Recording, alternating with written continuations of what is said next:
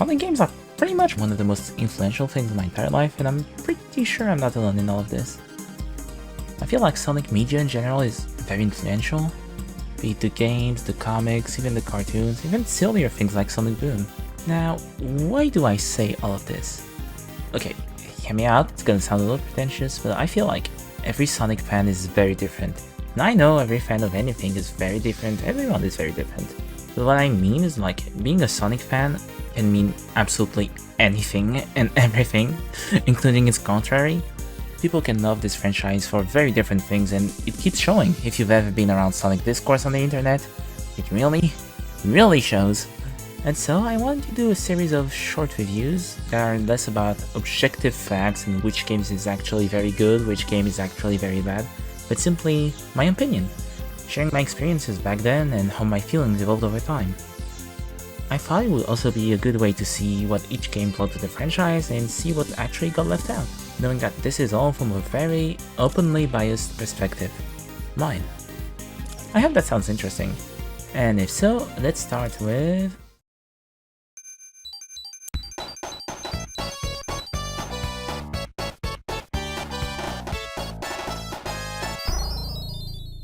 Sonic 2 was actually my first Sonic game, and funnily enough, I've played Sonic 2 before I gained the ability to remember things, which is kind of wild when you think about it.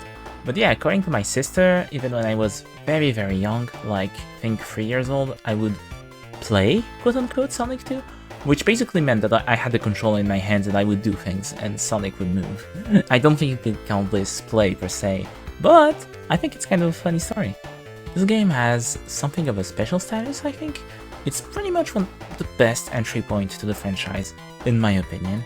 There's a few reasons. It's a little bit hard to explain those reasons without having went over Sonic 1, but I wanted to do these reviews in the order in which I've played the games. So what you need to know is that Sonic 2 is praised for its more consistently good level design, and especially its more consistently fast level designs. I'm thinking of Emerald Hill, even if that's kind of cheating. Green Hill in Sonic 1 was also considered good, considered fast. Even Mystic Cave, Chemical Plant is also very iconic. One could say too iconic, in the light of it reappearing in many games. I mean, not that many games. I think Forces is the one. Forces or Frontiers, one of the two kind of disgusted people, but it's not exactly Green Hill levels of rehashed. Maybe it is now, but I thought people were kind of mean about it. And in case Helltop Zone, Casino Night Zone, Mystic Cave, there's a lot of good stages in that game, in my humble opinion. Also something that Sonic 2 introduces to the series, Tails. That's a great thing to introduce to the series. Tails was my favorite character for almost 20 years. It's only very recently that he kind of lost his spot, and that's because of the comics. I'm so sorry.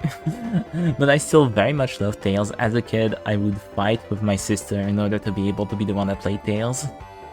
Yes, I was that kind of sibling. There's also the introduction of an actually fun-to-play special stage. That's good.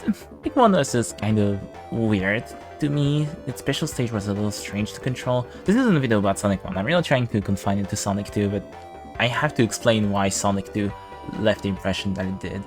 The half-pipe special stage, it ended up being quite iconic. Some other games use it. I'm thinking Sonic Heroes, I'm thinking Sonic 4 Episode 2. That kind of games, yeah. I mean, usually they change it up a little bit, but it's basically Sonic 2. Especially with Sonic 4 Episode 2. And something that they changed for the special stage, and the Chaos Emeralds in particular, is that now they give something that's actually interesting. They give motherfucking Super Sonic. And here's the thing, as a kid I grew up with two things, Sonic and Goku, so this was a giant breakthrough in terms of enjoyment and basically building my entire self. Which sounds silly, but it is true. Now, Sonic 2 is indeed a great game, but there's a few problems despite all of those qualities. One of these I had specifically as a kid. Remember that? Specifically as a kid, I don't have that skill issue now. Was that Chemical Plant and Aquatic Rune in particular, the two aquatic stages of this game, were kind of hard for me. I'm thinking especially of that elevator quote-unquote section in Chemical Plant Act 2. That one, I think I may have gotten like 18 game overs just at that one section. I was very bad. I was very bad at it. And after that, I also kind of struggled on Aquatic Rune.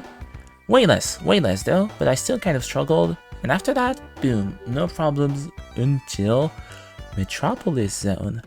Now, Metropolis is a special kind of hell. It's called Sonic 1. The level design feels like Sonic 1 in terms of pace, in terms of obnoxious obstacle placement. There's also the fact that around that part of the game, you'll probably have like 4 to 6 Chaos Emerald, maybe 3 if you're a little bad, like I was. And at that point of the game, the special stage are also very devious, given two criteria. One, that you play the original version of Sonic 2 on the Genesis or Mega Drive, depending on where you live. But the drawing distance was kind of awful. And that's the thing, I didn't exactly know this until I played the mobile version of Sonic 2, which had way better graphics and way better drawing distance, so it felt much more fair actually. And there's also the fact that if you play with Sonic and Tails, which is the default version of the game, like the default setting, you will be asked more rings, and that means you have to rely on Tails, and in those special stage, Tails is basically your inputs plus 1 second, so it's kind of hard to play with him, and he will lose your rings, and you will fail the special stage because of him, and that's mean. In particular, there's also the FX Zone that I have to shout out, which is the final level of the game. Level is a big word, it's basically 2 bosses back to back, and also no rings and no checkpoint. And that's kind of rough because Sonic 2 had no save on its first release. It's the very last level of the game. The game is not that lengthy in time, but it's kind of lengthy in levels. So if you struggle on levels, at this point of the game, and after Metropolis and Wing Fortress, it's kind of rough. It's kind of rough, especially when a game over means you're back to Emerald Hill. I'm not a big fan of that, personally. But the good thing is that Sonic 2 is a very iconic and popular game, so it was ported a lot, and most of the parts had something, they had some features that I think end up helping it long term. I mentioned the mobile remake of the game, which was basically like the divine version, really the one you wanted to play. The thing that we needed and we never knew we did until we had it, you know, that kind of vibe. So you had saves, that was cool.